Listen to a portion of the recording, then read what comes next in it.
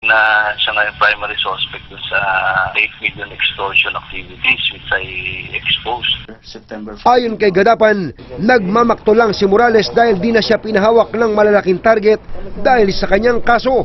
Involved ka na nga sa isang malaking kaso and then bibigyan ka na naman ng ibang kaso. Talagang there is a possibility na uulitin mo yung ginawa mo. Higit kalahating taon nang nakabinbin sa ombudsman na extortion case at balik trabaho na ang grupo ni Morales sa PIDEA. Giit pa ni Morales, harassment lang ang kaso dahil sa mga sindikatong nasagasaan nila.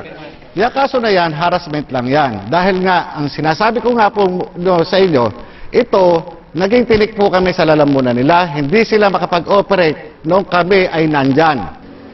Hiling naman ni Gadapan sa ombudsman, bilisan na ang pagresolba sa kaso upang lumabas ang katotohanan at maparusahan ang mga nagkasala.